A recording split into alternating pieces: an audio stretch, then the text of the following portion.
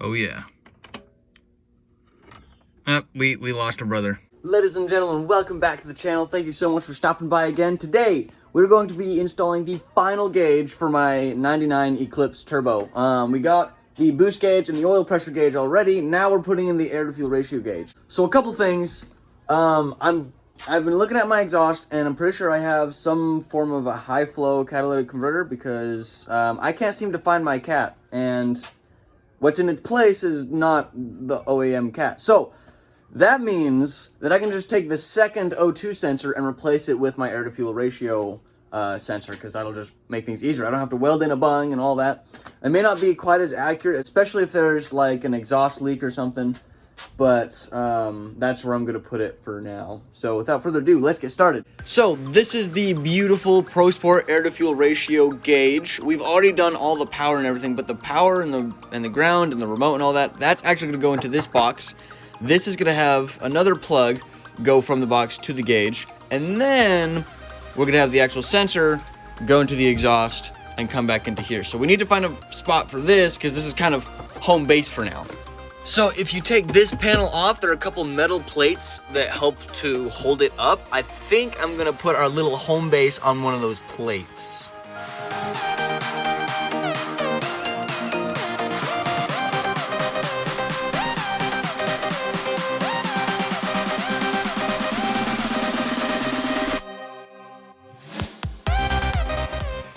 So the cover is off. I'm thinking the metal plates may be a no-go because they're kind of tight. So what I'm thinking is I'm going to take some double-sided tape and I'm going to install it right there. Just kind of stick it right there so it's at least, you know, solid and all that. But I'm not going to stick it on until all the connections are made. So let's go ahead and lift the car and put the actual sensor on.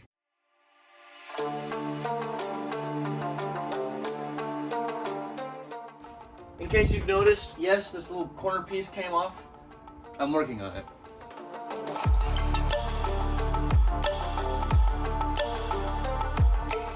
I found this random wire here, and it goes into a box. I don't know what the box is, or what it does, or why it's there, but it's there now. Now this is what we're after. That is my Bank 1 Sensor 2, O2 sensor. It's supposed to be directly in front of the catalytic converter, but as you can see, I've got that. I don't know what that is. And that's just some heat shielding right there. So whatever that is, it doesn't throw a code, but it's not the cat.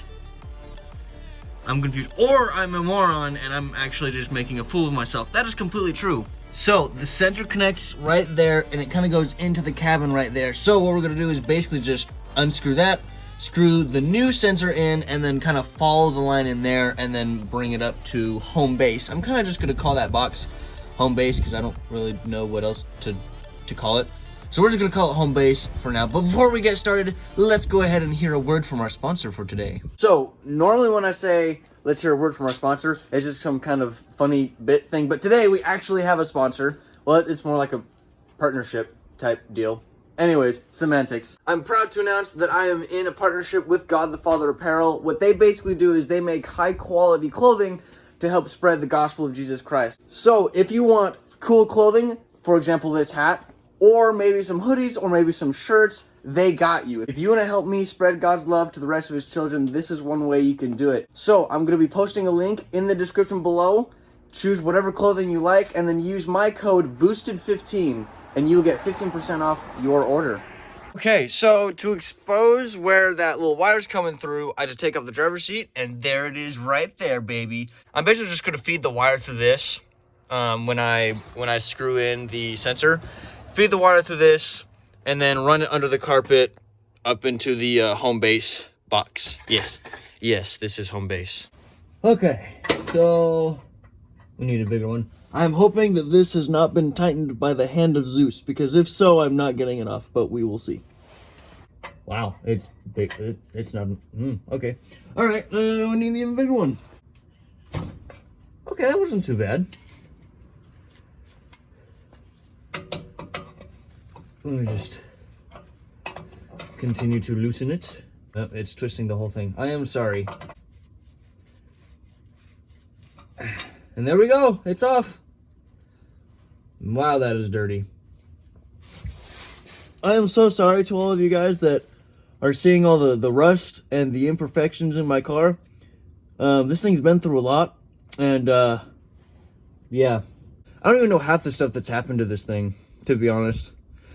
The guy that I bought this from, like, told me, oh, hey, there's a really big dent right there. The guy told me that the previous owner raced it, but I'm not really sure how much. And when I bought it, it had an aftermarket tachometer, but the wires have been cut. It was, long story short, this car has a weird past that I am unaware of, and I find new things every day that are unsettling. Okay, so the sensor here already has like what looks like some Loctite on it, and some or NICs. Not sure which one it is, but I think we're okay to just throw it right in. You know, for a second there, I was like, maybe the thread pitch isn't going to be the same. Probably should have checked that, but it looks like we're okay. Now, I don't think it needs to be crazy tight, but absolutely needs to be snug. Boom, there we go.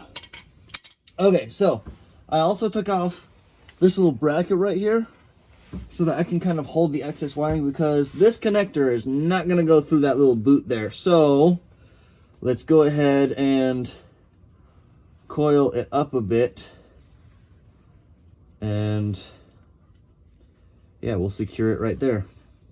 Now I just gotta tighten it down, plug it in, and then we can attach this whole thing to home base.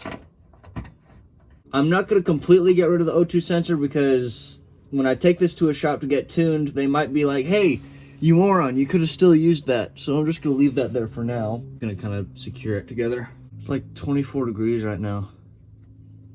Of course, some of you might be in colder weather, but I apologize for my unprofessionalness. Now that the sensor's all hooked up and this is going to where it needs to, we just got to run this to home base there, connect the power to it, and then run the appropriate harness to the gauge, and we'll be ready to go. Okay, so we got the wire out from underneath the bottom of the car, and now we just got to feed it underneath the carpet. So let me just clean this up a bit. Here's home base. This is what will connect to the actual gauge itself, so we'll just plug that in there and feed it up here. Let's see if I can actually do this. I can like feed this under here. I don't want to just aimlessly try to get it through there, but I don't see any other way of doing this. We're making it places, boys. Yeah. I'm so close. I'm like at the gas pedal now. Where are you? Oh. Hold up. Nope, that wasn't it. Oh, I got it. Yeah. That's right. That's right. That's how you do it. Well, okay. This is not how you do it. Don't do what I do. I don't know what I'm doing, so please do not replicate this. Unless this actually was a decent idea, but I highly doubt it. You know, someday I will redo this car. It'll be a clean slate. It'll be a completely clean slate. And I'll do everything to the utmost standards. But right now, I don't know what I'm doing. And so all of this wiring and stuff is going to be kind of a jumbled mess. And I apologize. I know a lot of you are probably cringing right now, but I'm doing my best with the knowledge that I have, which is extremely limited. And I appreciate you guys watching this far. All we got to do is plug this into the gauge, and then it's good to go.